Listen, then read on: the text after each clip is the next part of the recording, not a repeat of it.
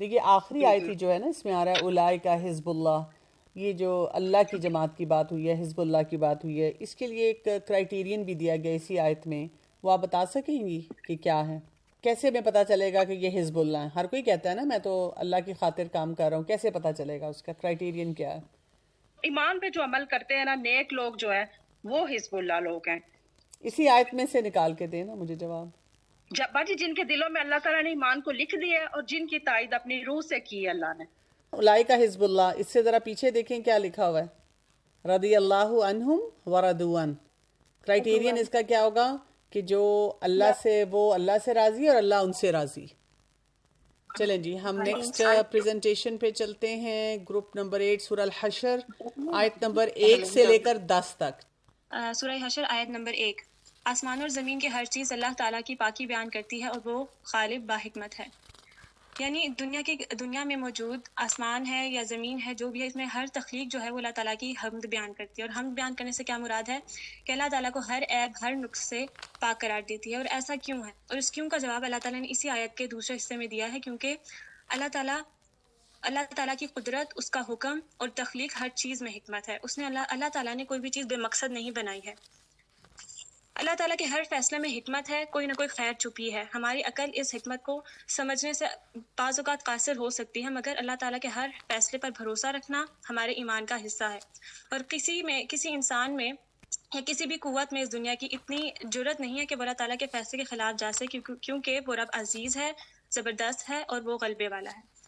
دوسری آیت پر جانے سے پہلے میں سورہ حشر کا اسپیسیفکلی جو ہے کنسائز سا بیک گراؤنڈ دینا چاہوں گی، اور اس کی باقی ڈیٹیلز آنے والی آیات میں آئیں گی جو میری باقی گروپ ممبرز جو ہیں وہ پریزنٹ کریں گی.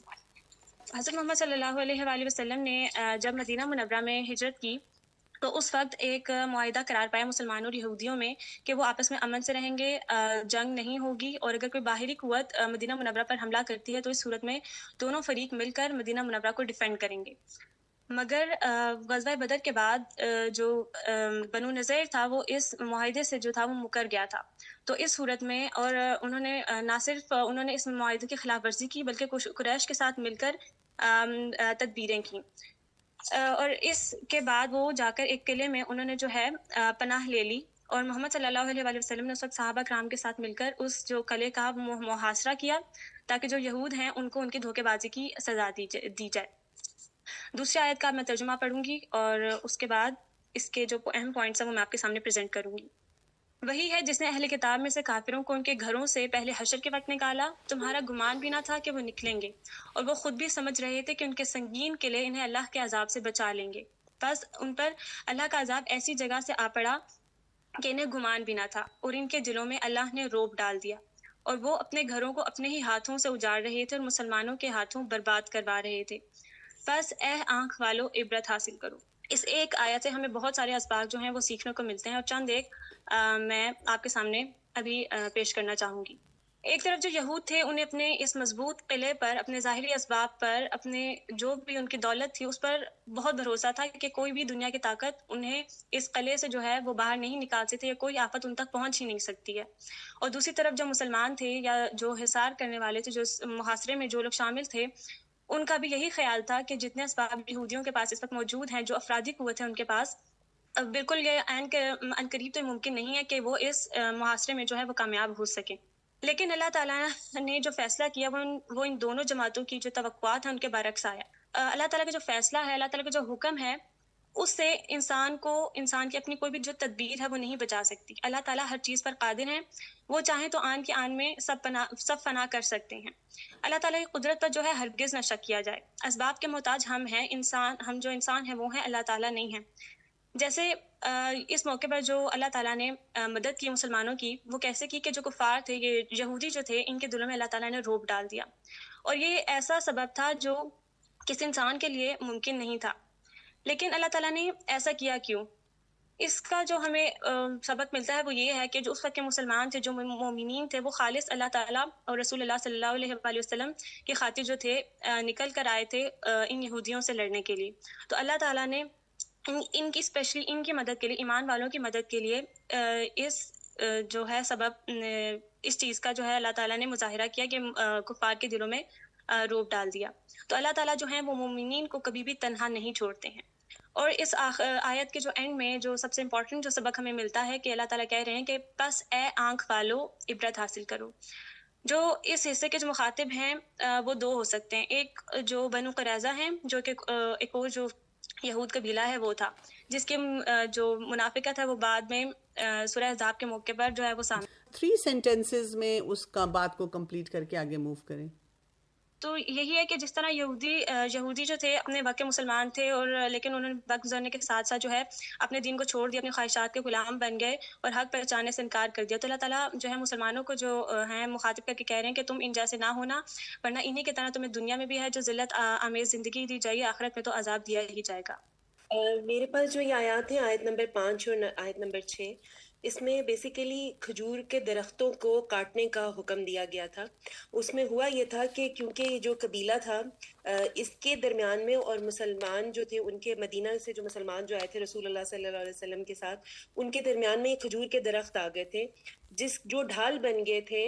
اور ان کی وجہ سے جب وہ حملہ کیا جاتا تھا تو جو اس ڈھال کی وجہ سے جو تھے یہ بنو نذیر والے جو لوگ تھے ان کے اوپر وہ کھجور کے درختوں کی وجہ سے جو ہے وہ حملہ نہیں ہو پا رہا تھا. تو اس وقت حکم یہ دیا گیا کہ کھجور کے درختوں کو جو ہے وہ کاٹ دیا جائے. جب یہ کاٹے گئے اور جلائے گئے تو جو منافقین تھے انہوں نے پروپیگنڈا کرنا شروع کر دیا کہ یہ جو مسلمان ہیں یہ فتنہ پیدا کر رہے ہیں, کیونکہ کھجور کے درخت جو ہیں وہ کاٹنا جو ہے منع تھا. اور عام حالات میں بھی جیسے حضرت ابو بکر رضی اللہ عنہ نے بھی جب جنگ ہوئی تو انہوں نے خاص ان کے احکامات تھے کہ جو کھجور کے درخت جو بھی پھلدار درخت ہیں اور جو بھی مال ہے اس کو اس طرح جو نقصان نہ پہنچایا جائے. لیکن جب یہ ہوا تو ان آیات میں اللہ تعالیٰ نے مسلمانوں کی تائید کی اور یہ کہا کہ کیونکہ یہ کاٹے جو گئے ان کے مقصد جو تھا اس میں یہ بتایا گیا کہ یہ ان کا کاٹنے کا ایک مقصد تھا جس کی وجہ سے یہ جائز تھا.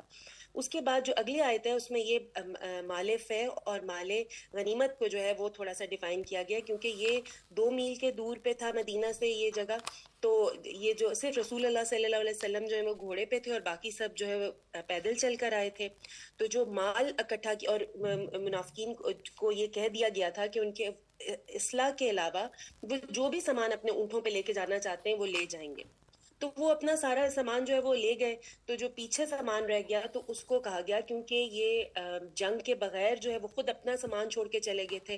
جو مال جنگ میں حاصل کیا جاتا ہے وہ مال غنیمت ہوتا ہے, لیکن یہ کیونکہ وہ سامان چھوڑ کے چلے گئے تھے اور بغیر جنگ کے گھوڑوں کی سواری کے بغیر جو حاصل ہوا تھا اس کو مال فے کہتے ہیں. اور اس میں کیونکہ مال غنیمت میں جو 1/5 حصہ ہوتا ہے وہ رسول اللہ صلی اللہ علیہ وسلم اور اللہ کے لیے مخصوص کیا جاتا تھا, لیکن کیونکہ یہ مال فے تھا اور اس میں بغیر جنگ و جدل کے جو ہے وہ سامان حاصل ہو گیا تھا, تو یہ رسول اللہ صلی اللہ علیہ وسلم کو اللہ تعالیٰ نے کہا تھا کہ سارا حق ان کا اس مال کا رسول اللہ صلی اللہ علیہ وسلم پر ہے. لیکن رسول اللہ صلی اللہ علیہ وسلم نے بھی جو ہتھیار تھے وہ اپنے جنگ کے لیے جو ہے وہ دے دیے, اور جو مال تھا اس میں کچھ مہاجرین اور کچھ انصار میں جو ہے وہ بانٹ دیا. تو ان آیات سے ہمیں یہ پتہ چلتا ہے کہ اگر رسول اللہ صلی اللہ علیہ وسلم چاہتے تو وہ سارا کا سارا مال جو ہے وہ اپنے پاس رکھ سکتے تھے, لیکن انہوں نے ترجیح دی کہ وہ اس کو بانٹ دیں. دوسری چیز جو ہمیں پتہ چلتی ہے وہ یہ ہے کہ بے شک کچھ احکامات ایسے ہوتے ہیں جو ہمیں قرآن میں ہی بتائے جاتے ہیں کہ وہ جو ہمیں نہیں کرنے, لیکن مصلحتاً اور موقع کی مناسبت سے اس میں تھوڑا سا جو ہے وہ رد و بدل ہے, جو جس کی جسٹیفیکیشن جو ہے وہ اللہ تعالیٰ نے خود یہاں پہ جو ہے وہ دے دی. جس طرح میری ابھی گروپ ممبر نے بتایا مال فے اور مال غنیمت میں فرق بتایا, تو اس میں مال فے کے بارے میں بتایا گیا ہے اگلی سورہ آیت میں کہ مال فے کے حقدار کون کون ہیں. سب سے پہلے تو رسول پاک صلی اللہ علیہ وسلم اور ان کے رشتہ دار کا حق ہے اس مال فے پہ, اور اس کے بعد یتیموں کا, مساکین کا اور مسافروں کا حق ہے, تاکہ وہ مال صرف اور صرف مالداروں ہی کے درمیان گردش نہ کرتا رہے. یہ ایک بہت اہم ترین ایک اصولی آیت ہے قرآن پاک کی, جو جس طرح باقی اصولی آیات ہیں ان میں سے ایک اہم ترین آیت ہے. اس میں اسلام کی معاشی پالیسی کو بیان کیا گیا ہے کہ جو مال ہے وہ صرف اور صرف امیر ترین طبقے کے اندر ہی نہ چلتا رہے اور غریب روز بروز غریب نہ ہوتا چلا جائے. اس میں کیونکہ اس صرف قرآن پاک میں صرف یہ نہیں بتایا گیا کہ گردش کرنی چاہیے, لیکن پورا نظام بھی بتایا گیا کہ مال کی گردش کو ہم نے کس طرح یقینی بنانا ہے. سب سے پہلے تو سود کو حرام کیا گیا، اس کے بعد زکوٰۃ کا حکم دیا گیا، صدقہ کس طرح کرنا ہے، اور اس کے علاوہ خوشحال طبقوں کو یہ بھی سمجھایا گیا کہ مال میں صرف مال ادا کرتے ہوئے اس بات کو یقینی بنانا ہے کہ دوسروں کو مال دیتے ہوئے کمتر نہ سمجھا جائے اور ان پر احسان نہ جتایا جائے. اگر ہم دیکھیں تو مومن کی سب سے اہم ترین جو صفت بیان کی جاتی ہے وہ مہمان نوازی ہے، اور جس چیز کی مذمت کی جاتی ہے وہ بخل کی بات کی جاتی ہے. اور اسی طرح جب مال فے کی تقسیم کی گئی تھی تو حضور صلی اللہ علیہ وسلم کی وفات کے بعد کیونکہ حضور صلی اللہ علیہ وسلم کی وفات ہو چکی تھی تو اس کے بعد اس کا کوئی حکم اس طرح نہیں رہا تھا، تو یہ مال یتیموں مسکینوں میں تقسیم ہوتا تھا. اور اس کے علاوہ جو بنو ہاشم کی قبیلہ تھا حضور صلی اللہ علیہ وسلم کی جو فیملی تھی، کیونکہ ان پہ زکوٰۃ واجب نہیں تھی تو یہ مال انہیں بھی تقسیم کیا جاتا تھا. مجھے جو آیات الاٹ ہوئی ہیں وہ آیت نمبر 9 اور 10 ہے، جس میں بیسیکلی ہمارے پاس جو ٹاپکس کور ہوئے ہیں اس میں سب سے پہلے ہے کہ انصار نے مہاجرین کی مدد کیسے کی. بیسیکلی انصار وہ لوگ ہیں جو مدینہ میں پہلے سے آباد تھے، اور مہاجرین وہ ہیں جو مکہ سے ہجرت کر کے آئے، اور انصار نے ان کی ہر طرح سے جو ممکن مدد تھی انہوں نے کی. ان کو اپنے گھروں میں جگہ دی، کھانے سے، مال سے، اور جس طرح سے وہ ان کی ہیلپ کر سکتے تھے انہوں نے کی. اس میں ہمارے پاس ایک انسیڈنٹ آتا ہے ایک انصاری کا جو کہ ابو طلحہ تھے، کہ جب آپ صلی اللہ علیہ وسلم کے پاس ایک مہمان آئے تو آپ صلی اللہ علیہ وسلم کے پاس اتنا نہیں تھا، اور ان کی ازواج میں سے بھی کسی کے پاس اتنا نہیں تھا کہ وہ ان کو انٹرٹین کر سکتے. تو ابو طلحہ نے کہا کہ میں ان کو اپنے گھر لے جاتا ہوں. اور جب وہ اپنے گھر ان مہمان کو لے کے گئے تو انہوں نے اپنی وائف سے کہا کہ ان کو کھانا کھلانا ہے. تو انہوں نے کہا کہ ہمارے پاس تو صرف اتنا ہے کہ ہم صرف اپنے بچوں کو کھلا سکیں. تو انہوں نے کہا کہ آپ بچوں کو سلا دیں اور چراغ کو بھی بجھا دیں. اور پھر انہوں نے اپنے مہمان کو کھلایا اور اس طرح پریٹینڈ کیا کہ وہ بھی ان کے ساتھ کھا رہے ہیں. اور یہ جو ہے بہت بڑا جو ہے ہمارے لیے ایگزامپل ہے مہمان نوازی کی، کہ کس طرح جو ہے وہ اپنے مہمان کو بالکل بھی کمتر فیل نہیں کرانا کہ وہ آ گیا یا وہ ہم پہ بوجھ ہے یا اس طرح. اور اس کے بعد ہمارے پاس نیکسٹ ہے شوہ جو ہے وہ مال و دولت کے پیچھے اندھا ہو جانا ہے. اس میں بھی دو طرح کے دو پوائنٹس ہیں. مال شو کے بھی دو پوائنٹس ہیں. ایک وہ جس میں ہم مال کو جمع کرتے رہتے ہیں اور خرچ نہیں کرتے، اور اس کو بولتے ہیں کہ حریص ہو جانا، مال کو جمع کرتے رہنا. اور سیکنڈ یہ ہے کہ ہم مال کو خرچ کرنے میں بخیل ہوتے ہیں. جزاک اللہ خیر، آپ کی پریزنٹیشن اچھی تھی، کچھ پوائنٹس آپ کے رہ گئے. ایکچولی آپ لوگوں کو نا سب کو یہ بھی پریکٹس کرنا ہے جو میں بار بار آپ کو بتا رہی ہوں. ہم نے اپنے دماغ میں ایک پکچر بنائی ہوتی ہے نا، ہم چاہتے ہیں ہم سارا بتا دیں کیونکہ وہ بہت اچھے پوائنٹس ہیں. تو آپ نے اب اپنے آپ کو اس طرح سے سکھانا ہے کہ جب ہمیں بتایا جائے کہ you have to cut out the time, تو ہم نے کیسے پوائنٹس کو سارٹ آؤٹ کرنا ہے کہ کون سی بات چھوڑ دینی ہے اور کیسے کون سی بات بتانی ہے. جی گروپ 9 آیت نمبر 11 to 24. ہماری سورہ حشر کی آیت نمبر 11 سے 24 تک کی پریزنٹیشن ہے، اور اس میں بیسیکلی یہ سے منافقوں کا ذکر چلا آ رہا ہے کہ ان کے دلوں میں بیماری ہے کہ وہ صرف یہ ان کے ساتھ مطلب بات چیت میں ہے کہ ہم تمہاری مدد کریں گے. یہ منافقین کی بات کو واضح کرتے ہیں. اللہ تعالیٰ قرآن پاک میں کہہ رہے ہیں کہ یہ لوگ جھوٹے ہیں. ان کے دلوں کی جو بات ہے یہ کیونکہ دل میں ایک دوسرے کے ساتھ نہیں ہے، مخلص نہیں ایک دوسرے کے ساتھ. آپس میں اگر یہ ایک آرمی کی طرح سب مل کے کھڑے بھی ہو گئے ہیں لیکن ان کے دلوں میں ایک دوسرے کے ساتھ وہی مخلص ہی نہیں ہے، ایک دوسرے کا بھلا نہیں چاہتے. تو ان لوگوں کو اللہ تعالیٰ کہہ رہے ہیں کہ بے عقل لوگ ہیں. اس طرح آیت نمبر 15 میں اللہ تعالیٰ کہہ رہے ہیں کہ جس طرح غزوہ بدر سے اس کو تھوڑا سا ریلیٹ کیا ہے کہ جس طرح غزوہ بدر میں بھی انہی منافقوں کو شکست ہوئی تھی اور مسلمانوں کو اللہ تعالیٰ نے کافروں کے جو مسلمان کم تھے اور کافر جو منافقین تھے وہ زیادہ تھے، لیکن اللہ تعالیٰ نے مسلمانوں کو ہی فتح کی تھی، کیونکہ بے شک مسلمانوں کا غلبہ اللہ تعالیٰ کی طرف سے ہوتا ہے، کیونکہ ان کی مدد ساری اللہ تعالیٰ کی طرف سے آ رہی ہوتی ہے. کیونکہ اس طرح ان کو سزا کی آیت نمبر 15 میں اللہ تعالیٰ کہہ رہے ہیں نا کہ دنیا میں تو ان کو شکست کی صورت میں ان کو سزا مل چکی ہے کہ یہ ہار گئے مسلمانوں سے، لیکن اگر آخرت میں ان کے لیے بہت دردناک عذاب ہے کہ آخرت میں بھی ان کے لیے سزا ہے، صرف دنیا میں نہیں تھی، آخرت میں بھی ان کو ان کی سزا ملے گی. اور آگے شیطان کے بارے میں آتا ہے کہ شیطان جو ہے وہ ہمارے دل میں خیال ڈالتا ہے اور ہم اس کام کو کر دیتے ہیں. جب ہم وہ کر لیتے ہیں پھر وہ ہم سے بری ہو جاتا ہے کہ نہیں یہ تو ہمارے دل میں خیال ڈالتا ہے. اسی طرح ہے کہ شیطان کا must from in the form of love and attraction for دنیا، وہ صرف ہمارے دل میں خیال ڈالے گا کہ یہ چیز پیاری ہے، ہم اس چیز کو کر لیتے ہیں. تو یہ ہے نا، میں سنا تھا کہ یہ بات مجھے بہت اچھی لگی تھی کہ شیطان کوئی بھی کام ہمارا ہاتھ پکڑ کر یا اس چیز تک نہیں لے کے جاتا کہ تم یہ کرو. جس سے انہوں نے حضرت آدم علیہ السلام اور صحابہ کے دل میں بھی وہ خیال ڈالا تھا اس درخت کے بارے میں. ان کو خود اس درخت کے پاس نہیں لے گئے، ان کے پاس پھل توڑ کر نہیں دیا، صرف دل میں ڈالا یہ خیال. تو ہم اس چیز کو کر لیتے ہیں، تو پھر وہ کہتے ہیں کہ میں تو جہنم میں جاؤں گا، ہمیں بھی ساتھ لے کے جاتے ہیں. وہ اس چیز سے علیحدہ ہو جاتا ہے کہ میں تمہارا ہاتھ پکڑ کے تمہیں زبردستی فورس کر کے نہیں لے کے گیا تھا، تمہاری اپنی چوائس تھی. اسی طرح ہم نے شیطان جو ہمارے پر وسوسے ڈالتے ہیں، ہم نے اس کو اتنا نہیں سوچنا، ان کی طرف نہیں جانا. اپنے عمل کا، ہمارے دل میں جو بھی نیکی کا خیال آ رہا ہے، ہم نے اس کو فوراً کرنے کی کوشش کرنی ہے. کیونکہ ہمیں نہیں پتہ ہمارا فیوچر کس طرح کا ہے، نہ وہ ہمارے ہاتھ میں ہے ہمارا کچھ فیوچر. ہمیں صرف اپنی آخرت کی ٹینشن کرنی ہے، اپنی ہر نماز کو آخری نماز سمجھ کے پڑھنا ہے، اس کو فوکس رکھ کے پڑھنا ہے. کیونکہ اگر ہم کسی بھی کام کو اگر اچھے طریقے سے تبھی کر سکتے ہیں جب ہم اس کو لاسٹ سمجھ کے کریں. ہماری نماز بھی اس طرح اچھی ہو سکتی ہے کہ ہم نماز پڑھیں تو ہمیں نہیں پتہ کہ ہم نے اگلی نماز پڑھنی ہے یا نہیں.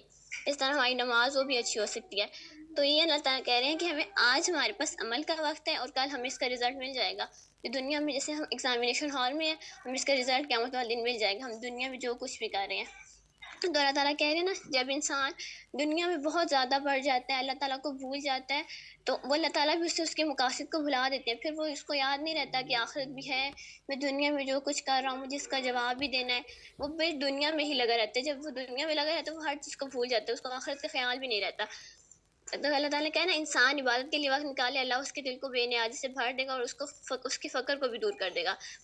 اور اس طرح اللہ تعالیٰ نے بتایا کہ جو انسان جنت میں جائیں گے اور جہنم میں جائیں گے وہ کبھی بھی برابر نہیں ہو سکتے. ان میں بہت زیادہ ڈفرینسز ہیں، ان کی نیت کا، اخلاص، عمل، اخلاق اور ہر چیز کا ان کے بہت ڈفرینسز ہے. ظاہر سی بات ہے کہ وہ ایگزامپل ہے کہ ہم اگر سارا سال محنت کریں تو ہمارے اچھے مارکس ہیں، اور ایک نہ محنت کریں تو اس کے تو نہیں آ سکتے نا. اسی طرح کہ ہم دنیا میں رہ کر نیکیاں کریں اور ہمیں آخرت میں اس کا ریوارڈ ملے گا، لیکن جو دنیا میں اپنی مرضی کی زندگی گزارے گا اس کا آخرت میں تو پھر کوئی ریوارڈ نہیں ہے نا. اس طرح اللہ تعالیٰ نے کہا جنت والے لوگ ہی اصل کامیاب لوگ ہیں، اصل کامیابی جنت والے لوگ ہوگی جو دنیا میں نیکیاں کر کے جائیں گے.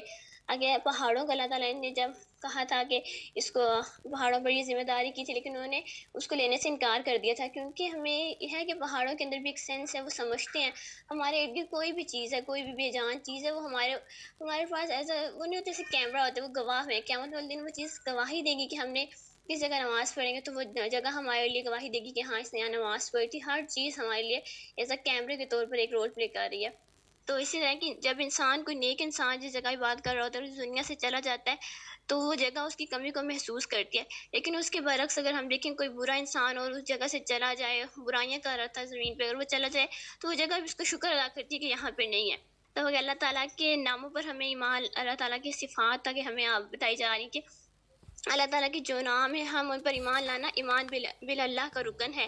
اللہ تعالیٰ پر ایمان لانے کے 4 ارکان بھی بتائے گئے ہیں، جیسے اللہ تعالیٰ کے وجود پر ایمان لانا ہے ہمیں بہت امپورٹنٹ. اللہ تعالیٰ کے رب ہونے پر ہمیں ایمان ہونا چاہیے، اللہ تعالیٰ کے الہ ہونے پر، اللہ تعالیٰ کے اسماء و صفات پر، کیونکہ اللہ تعالیٰ کے نام ہمیں اللہ تعالیٰ کی پہچان کرواتے ہیں.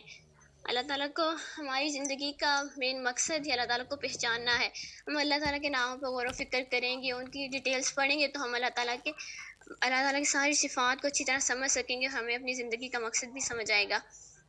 اللہ تعالیٰ نے اور اس میں ہے آیت نمبر سورہ حشر کے لاسٹ جو 3rd آیات سے ان میں اللہ تعالیٰ نے یہی بتایا نا کہ اللہ تعالیٰ کے جو نام ہیں وہ کافی زیادہ ان آیات میں بالکل آئے ہیں. لیکن قرآن پاک میں باقی جگہ بھی اللہ تعالیٰ کے نام ہیں لیکن وہ اتنے زیادہ ایک ساتھ نہیں ہیں. لیکن ان آیات میں لاسٹ میں کافی نام اللہ تعالیٰ کے ساتھ آئے ہیں. اور ہمیں اس میں یہ بھی پتہ چلتا ہے کہ ہم اللہ تعالیٰ کے نام میں کوئی چیز بھی خود سے ایڈ نہیں کر سکتے، کوئی نام خود سے ہم ایڈ نہیں کر سکتے یا کوئی نام نکال نہیں سکتے اس میں سے. جو اللہ تعالیٰ نے اپنے نام رکھے ہیں وہ اللہ تعالیٰ نے خود رکھے ہیں، ہم اس میں کمی یا کوئی زیادتی نہیں کر سکتے. اللہ تعالیٰ کے ہمیں ناموں کو وسیلہ دعا کرنی چاہیے، دعا قبول بھی ہوتی ہے اس طرح کی.